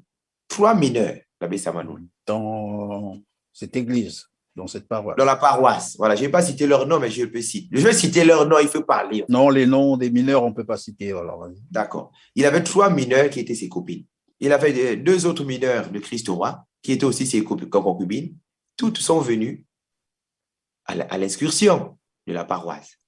Donc, mon curé s'est retrouvé avec 5 bonnes mineurs autour de lui. Il a bu, il était devenu un peu bourré. Même pour le retour, je ne sais pas qui avait conduit. Et quand on est rentré, mais toutes les mineurs sont venues auprès de leur père. Et lui, il était presque sous, il dormait. Et moi, comment je vais gérer? Vous vous rendez compte? Comment je vais gérer ces mineurs? Puisque je les connais, qui sont les concubines du curé. Et moi, je ne participe pas avec le demi. Je leur ai dit, écoutez, qu'est-ce que vous voulez? L'excursion est finie. Je vais fermer le portail. Il faut que tout le monde parte. Vous me suivez, ton intérêt? Personne ne doit rentrer, ne doit rester dans l'enceinte de la paroisse. Je ne vais pas les citer, mais certains ont accepté de porter plainte. J'ai dit, vous sortez. Parce que c'est mes petites sœurs de la paroisse. Je vous ai dit, c'est ma paroisse d'origine. J'ai dit, vous partez à la maison. Non, je dois le voir. J'ai dit, écoutez, vous allez le voir, c'est un prêtre. Je ne connais pas votre relation extra-prêtre, là, je ne connais pas ça. D'accord? C'est vrai que je connaissais parce que je les voyais. Comment ils entraient, ils dormaient avec lui dans la chambre. Toutes. Ils pouvaient prendre 2 la même nuit. On sort partout et tous. Ils m'ont dit non, il nous a dit qu'on doit rester là. J'espère que vous assumez vos déclarations, j'espère. Mais oui, mais surtout lui, s'il se manifeste au moins au tribunal, il va d'abord me payer mes 7 mois que j'avais travaillé. Qu'on t'a fait faire, et puis voilà. Voilà, il va payer mes frères pour leurs travaux de carreaux. Après, on va passer au jugement. Je le cherche. Je cherche son numéro depuis longtemps même. Alors, rien de là. Je finis par là d'abord. Oui. Donc, la nuit là, il s'est réveillé vers 23 heures. Il s'est fâché du fait que j'ai chassé ses concubines. Pour lui, il fallait que je les laisse. Il était furieux contre moi. Je dis, oh, ça c'est quelle église encore? Des mini-mini comme ça que j'ai fait partie. Vous n'allez pas me fâcher contre moi. D'accord? Alors que c'était un coup préparé, l'abbé jeune, le curé de Saint-Christophe est venu. Il dit, mais qu'est-ce qui se passe? Ah non, je le voyais à la grotte là-bas, à 3 heures, presque minuit à la grotte de Saint-Christophe. Il est parti, il est venu. Il va me demander pour s'il vient me rendre compte. Les comptes, ça veut dire l'argent de la paroisse que je prenais des messes. Bon, c'était pour me créer des problèmes, d'accord? Pour qu'il ait une occasion de me chasser, de me virer. Il dit, viens me rendre compte. Je dis, mais mon père, il est 1 heure du matin. Moi, je suis un Congo, je suis un Bantou. On ne fait pas des comptes à 2 heures. Il me dit, tu viens me faire des comptes. Il croyait que j'avais bouffé peut-être l'argent de la paroisse. Je suis parti. Moi, mon père m'a appris l'honnêteté. Je suis venu avec la caisse. J'ai posé là. Il dit, fais des calculs. On a fait des calculs de 2 heures à 4 heures du matin. Tout était nickel. Il est là. Tout. Après, il m'a dit, si je te chasse, parce qu'il m'avait dit, tu prends tes affaires, tu pars après les comptes. Il me dit, quand tu vas partir là, si demain les fidèles te demandent pourquoi tu es parti, tu vas dire quoi? Il me pose cette question. Je lui dis, ben, je vais répondre que l'abbé Samanou avait 5 concubines mineures que moi j'avais chassées et il m'a demandé de faire les comptes pour me trouver des alibis de me chasser. Les comptes étaient parfaits, mais il m'a quand même chassé. Il dit, je m'en fous, tu dis que tu sais que tu n'as qu'à dire. D'accord? Il dit, tu vas aller dormir, demain je ne vais pas te voir ici. Le matin, je n'avais pas le droit d'aller servir la messe. D'accord? Tu ne mets plus l'aube à l'hôtel, toi, tu ne mets plus l'aube. Tu attends le matin, tu fous le camp, tu vas chez toi. Et puisque c'est lui qui m'avait pris, vous comprenez? Oui. Et il dit que je dois partir. Mais c'est fini. Et il ne t'avait pas dit le mobile, pourquoi il te chassait là? Mais non, moi je connais les mobiles parce que pour lui, je n'avais pas le droit de chasser ses mini-mini. C'était là le vrai mobile. Mais sinon, le mobile, c'était quoi? C'était ça le mobile. D'accord? Et il va annoncer à l'abbé Jean-Robert et l'abbé Croisé Désiré à la messe le matin. Parce qu'ils ont demandé, mais poussier où? Il leur a dit, Poussy n'a plus le droit d'être à l'hôtel, il n'a plus le droit de mettre l'homme. Il dit, mais pourquoi? Après la messe, l'abbé Jean-Robert, Pakamakoso, il est en Italie en ce moment. Il dit, mais toi, tu as eu quoi avec ton grand? Vous êtes là. C'est comme toi, son vicaire, son attaché, son conseiller, tout ça. Mais qu'est-ce que vous avez eu à la dernière minute comme ça? Je lui ai expliqué. Il dit, oh! Mais est-ce que l'argent, je ne l'ai pas expliqué, il est mini-mini. Je lui ai dit, il m'a demandé de rendre les comptes, j'ai rendu les comptes, mais il m'a quand même dit de partir. Il a osé, il dit non, non, non. Mais il y a Sam, il appelait Yassam. Yassam, mais pourquoi tu demandes que Poussy parte? Il dit, oh non, ne l'occupez pas, ne vous occupez pas de lui, je rigolais. D'accord? J'ai dit à l'abbé Jean-Robert, je vais quand même partir. Il dit, non, tu as fini ton stage, quoi. Là, mardi, il va à la réunion du conseil épiscopal. Attends qu'il revienne avec les clauses, qu'il présente ton dossier avec des certificats, sinon c'est toi le perdant. Il est parti le mardi, là, à la réunion. Il est revenu à 10 heures. Il m'a appelé. Il me dit, on était faire le conseil épiscopal. J'ai présenté ton dossier. Alain a dit, si tu vas au séminaire, ça c'est ses mots, hein, si tu repars ou tu continues, qu'est-ce qui prouve que tu ne vas pas devenir fou? Ah, je vais Donc, il te devenir rapporte là les propos de l'abbé de la Alain balle. Louemba, Makosso. Après, qu'ils ne sont pas vérifiés. Est-ce qu'il avait dit la vérité? Est-ce qu'il n'a pas inventé lui-même? Ça, je ne saurais pas le dire, d'accord? Mais au moins, il me dit ses paroles.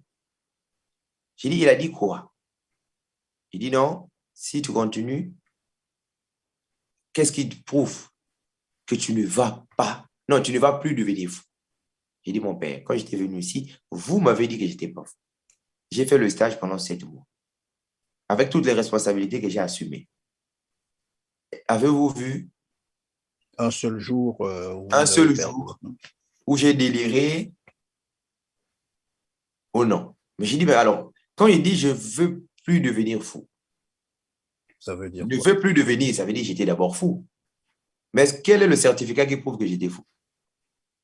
Mais moi, le seul certificat que j'ai, c'est ce certificat établi par un médecin qui prouve d'ailleurs ma bonne santé.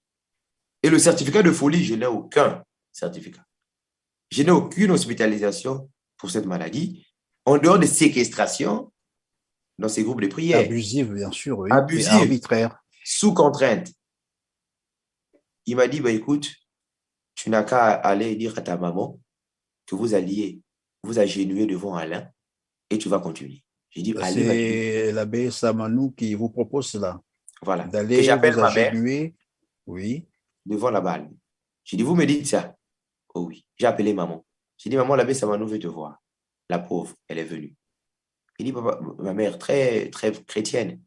Et aujourd'hui, ma mère n'est plus, hein, à cause de ces problèmes-là. Elle n'est plus. elle a arrêté avec la prière parce Elle a qu'elle arrêté, n'a elle est rien devenue compris presque de tout athée. ça, oui. Elle prie maintenant chez les Ngunza et j'aurais appris. Elle qui était depuis sa naissance catholique. Elle est venue, l'abbé Samanou prend la parole. Il dit, maman, moi, je suis la yandi. Je suis malade.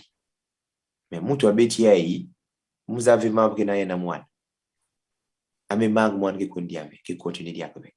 Donc, quand on a si kayandi, je go fukama, je dis là, pourquoi il y a voulu moi? Pour ceux qui ne comprennent Donc, pas. il dit à ta mère que l'enfant intelligent n'est pas malade, mais bon, l'abbé Alain ne veut rien savoir, il faut aller demander pardon, aller s'agenouiller devant l'abbé Alain. Ouais. Et ça, c'est l'abbé Samanou qui Samanou, dit ça à votre maman, à ma maman, d'aller s'agenouiller devant l'abbé Alain Louemba Makosso pour demander pardon. demander pardon. Ma mère lui a dit, mais pardon pourquoi? Qu'est-ce que l'enfant lui a fait? Alors que c'est lui qui a fait des choses à l'enfant. C'est normalement lui qui devait demander pardon à l'enfant. Et ma mère n'a jamais dit à Samanou, c'était quoi le problème, d'accord? Il a dit, c'est pas grave. Puisque tu as dit que l'enfant est intelligent, qu'il aille à faire l'école. Et il deviendra peut-être un grand homme, comme tu viens de le dire toi-même. Qu'il vous laisse votre église. Et l'abbé Samanou a répondu, Poussy, va à Brazzaville, prends une inscription à Marien Gwabi, puisqu'il enseigne la philosophie.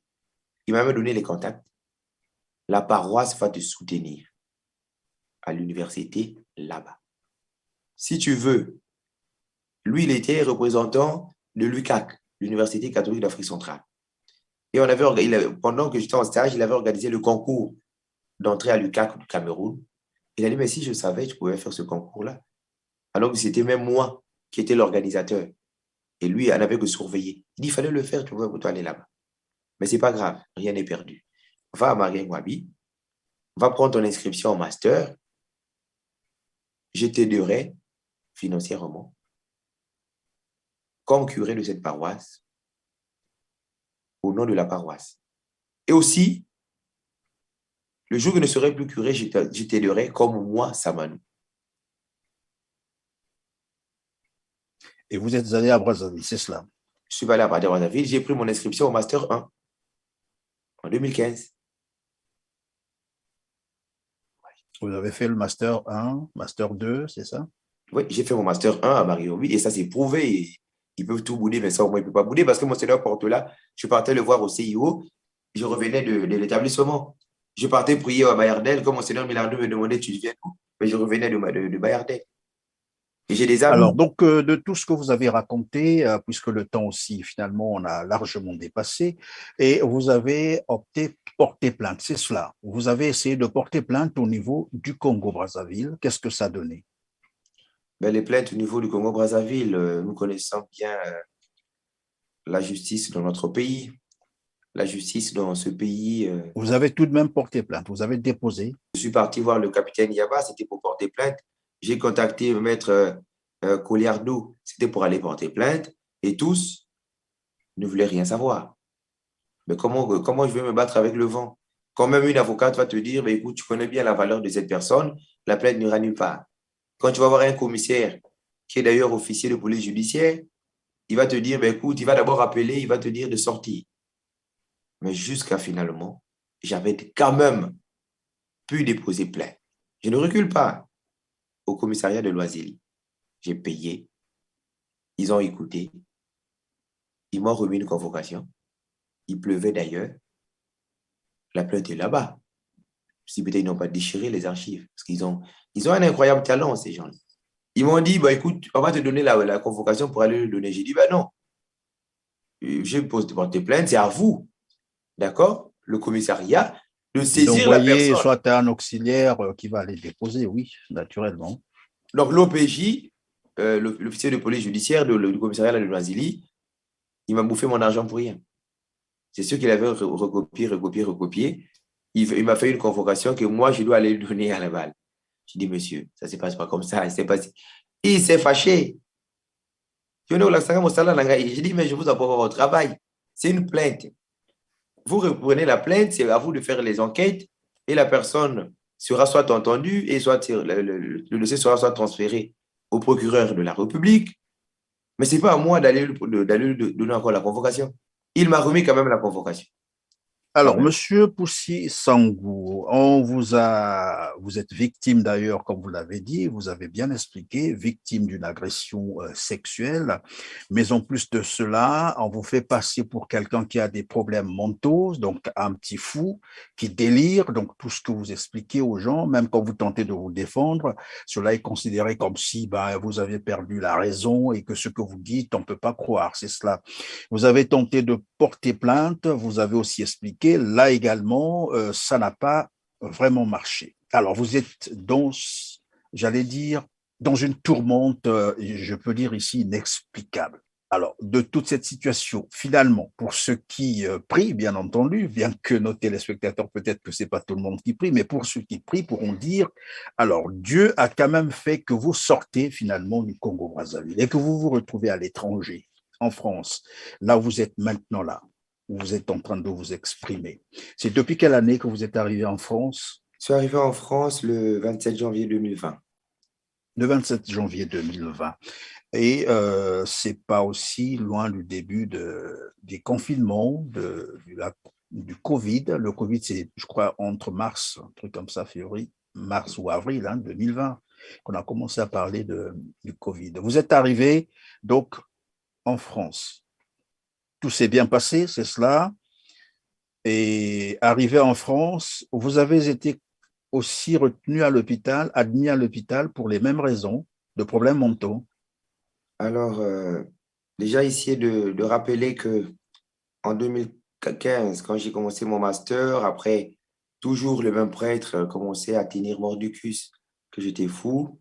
Et ma tante, la sœur Hollande Milandou, à la demande de papa, puisqu'elle est psychiatre, elle est psychologue clinicienne, Mhm. on demandera qu'il y ait une évaluation d'un médecin. Et donc, on vous a fait le certificat euh, pour prouver que vous n'étiez pas malade. Oui. Et ça a été fait. Par qui, vous avez dit? Par le docteur Florent Missounza. Et mon médecin référent, c'était le docteur Gandou Paul. C'est le chef de service de psychiatrie de CHI de Brazzaville. Alors, et donc, vous n'êtes pas malade, vous êtes bien portant, vous êtes valide, intelligent en plus. Alors, vous vous retrouvez finalement en France. Voilà. Donc, arrivé en France, je viens donc du Congo en bonne santé. J'arrive en France. Mon papa me reçoit, tout heureux de me recevoir. Et je suis logé au Mai-sur-Seine dans le 77. Il y a une paroisse qu'on appelle Saint-Aspin, le pôle missionnaire, et une petite chapelle qu'on appelle la Croix-Blanche. Je me rends à cette chapelle. Je participe à la messe comme un fidèle. Et on me propose de faire la lecture de la parole de Dieu. Je vais faire la lecture de la parole de Dieu. Toute la paroisse, ils sont venus me voir, me disent, oh, tu es prêtre? Parce que tu lis tellement comme un prêtre. J'ai dit, non, je ne suis pas prêtre. Le curé m'a dit, mais non, le responsable, le père Blanc, j'ai oublié son nom. Tu es prêtre? J'ai dit, non. Je lui ai expliqué ma situation. Il me dit, ah bon, je reviens dimanche et viens nous aider à la messe et tu parleras avec le curé. Malheureusement pour moi, parce que ça fait longtemps, je vais résumer vraiment. Malheureusement pour moi, à la messe, à la première messe où on me reçoit, cette messe est célébrée par l'abbé Éric, un prêtre du diocèse de Nkayi, fidèle de Noum en France. Un fidèle de Noum, c'est-à-dire un prêtre congolais, mais exerçant dans un autre pays ou dans un autre diocèse, fidèle de don de foi. Il m'a quand même présenté à la messe. Ce fut le 2 février 2020. La messe, d'ailleurs, coïncident à la messe de la présentation de Jésus au temple. Il me présente en présence de mon papa. On a fait des photos. Et une semaine après, ce même prêtre commençait à me faire de la misère. Et c'est lui qui a annoncé à Pointe-Noire que Poussy est ici à la paroisse. D'accord? À la paroisse. Et je commençais à travailler avec les choristes. Il y a tout un forum de chorale, là, des chorales des jeunes, chorales des Africains au Mai-sur-Seine. Je partais travailler avec les choristes. Je ne sais pas si c'est jalousie. Je ne sais pas quoi. Il a donné des informations à mon père que ton enfant est fou, qu'il a agressé les gens. Et mon papa aussi, par erreur, puisque c'était le confinement, il a appelé la police. Croyant aux propos des évêques du Congo, ses amis évêques, pas ses amis, les évêques du Congo, qui lui disaient que l'enfant est malade.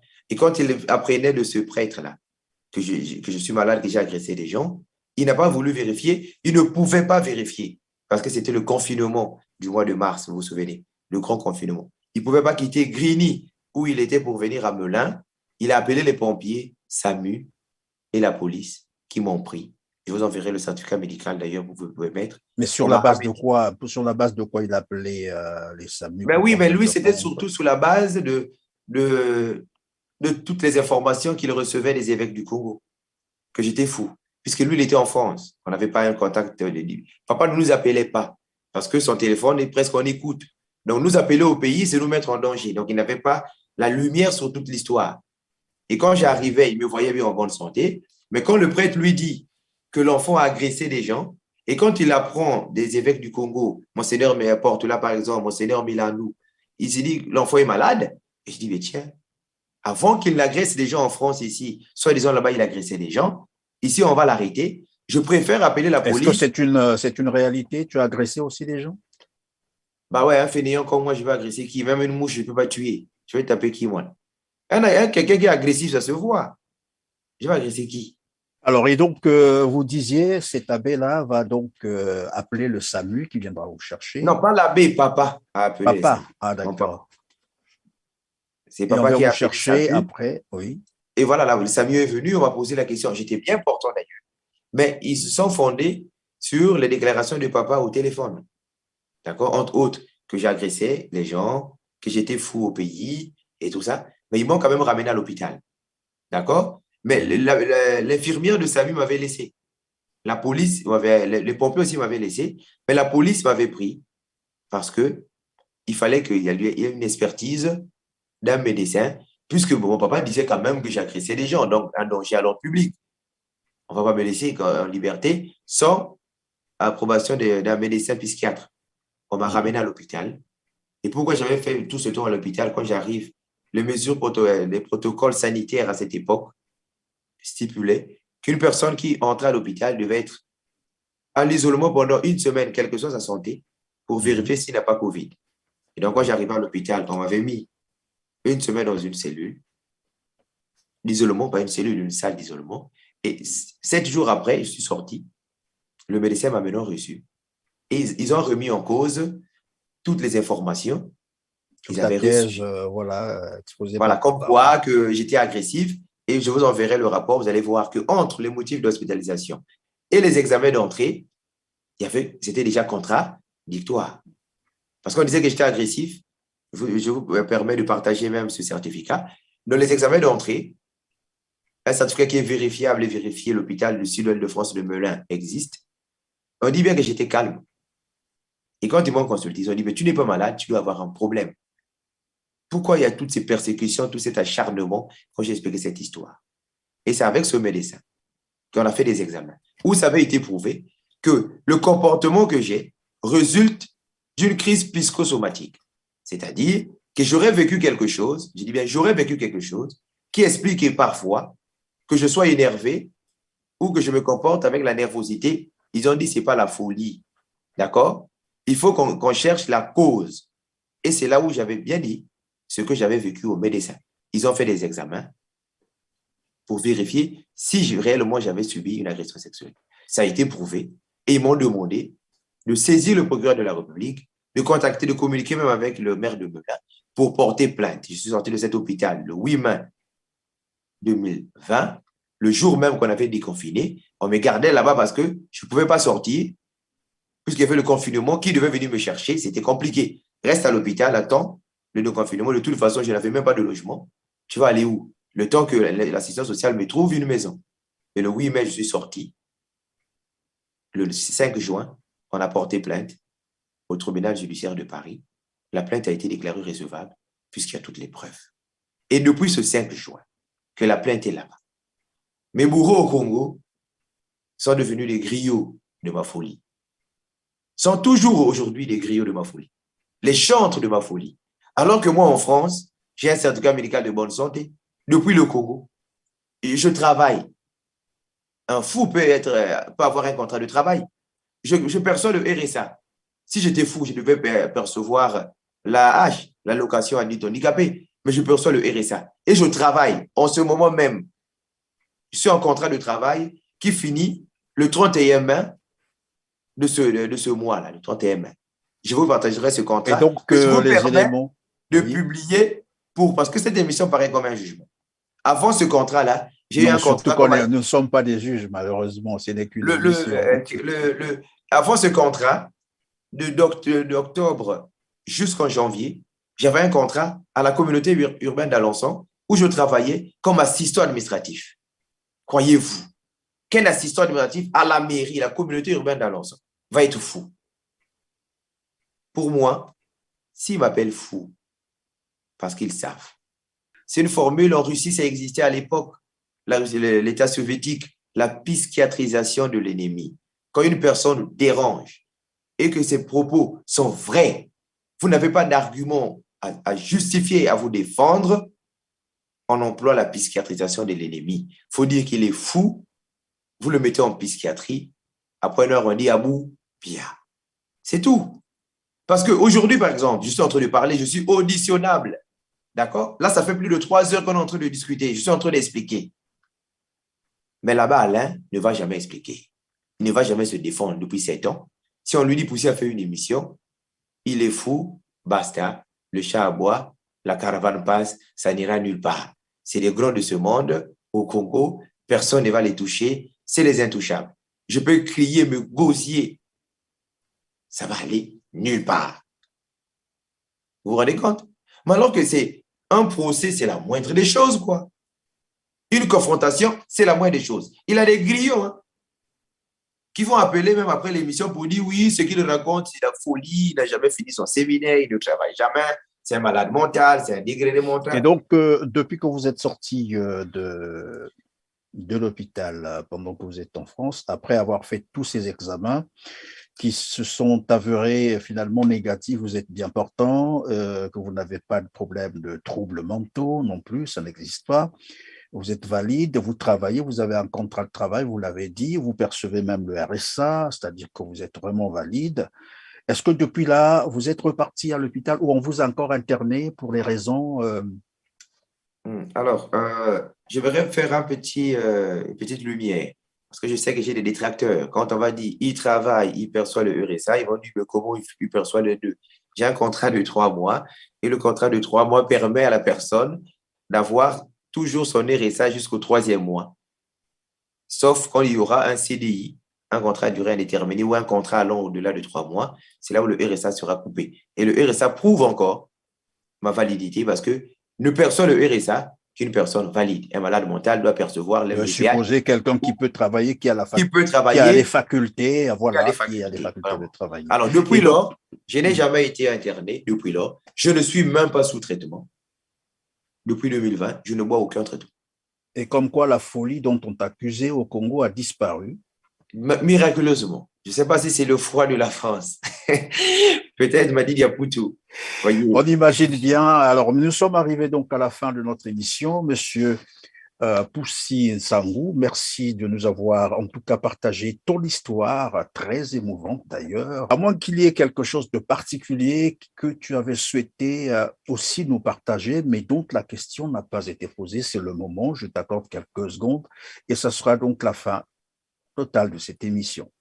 Le cardinal Joseph Maloula, d'heureuse mémoire, disait « Vaut mieux être crucifié pour la vérité que de crucifier la vérité. » Je sais que les premiers-nés ne me comprendront jamais, car pour eux, c'est inadmissible. Mais je sais que tôt ou tard, la vérité finira par triompher. Le mensonge peut venir par l'ascenseur, disait un musicien. La vérité par escalier arrivera. Et l'hymne national du Congo était très révélateur. C'est la meilleure prophétie du Congo. En ce jour, le soleil se lève et notre Congo resplendit. Une longue nuit s'achève. Aujourd'hui, la nuit n'est plus, la nuit s'est dissipée. On est passé des ténèbres à la lumière. L'argument de force de mes détracteurs était la folie. Aujourd'hui, l'argument est tombé. Je les attends à la lumière de la vérité, à un procès équitable ou à un droit de réponse que je vois qui viennent même sur un plateau démontrer le contraire de tout ce que j'ai dit. Pour terminer. Évidemment, avant de terminer, c'est juste rassurer aux uns aux autres que finalement, ceux qui se sentiront probablement vexés ou interpellés, ils sont libres, notre plateau est libre, le plateau de TLR TV est libre pour un droit de réponse, pour les explications. Peut-être que vous avez une autre version de fait. En tout cas, le plateau est libre pour tout le monde et c'est gratuit. Merci. Vous pouvez continuer ce que vous étiez en train de dire aussi. C'était ma conclusion et j'aimerais m'adresser aussi à tous mes compatriotes en faisant miennes les paroles du bon cardinal Émile Beinda, ce témoin fidèle de la vérité, cet artisan de paix qui, lorsqu'on l'enterrait vivant, avait écrit un texte merveilleux pour nous. Je cite, « À tous mes frères du nord, du sud et du centre, je demande un climat de paix afin qu'aucun geste déraisonnable ne puisse compromettre cette paix que nous recherchons. » Lui disait à cause de la mort de Maria Mwabi. Moi, je dirais à cause de ces victimes d'abus sexuels dans l'Église. Nous ne voulons pas éclabousser une Église. Nous ne sommes contre personne. Mais la vérité est Dieu. Je vous remercie. La vérité est Dieu, c'est par ces mots que nous allons donc mettre terme à cette émission. Merci, Monsieur Poussy Nsangou, d'avoir été avec nous, de nous avoir partagé en tout cas votre histoire. On n'a accusé personne, Nous n'avons pas parlé de l'Église, nous avons parlé des personnes qui sont compromises dans une histoire telle que expliquée ici, une histoire d'abus sexuels, d'agression sexuelle. Ce n'est pas non plus tous les prêtres qui se comportent comme ça ou tous les abbés qui se comportent très mal. Non. L'Église reste l'Église, les hommes sont les hommes et la loi reste la loi, bien entendu.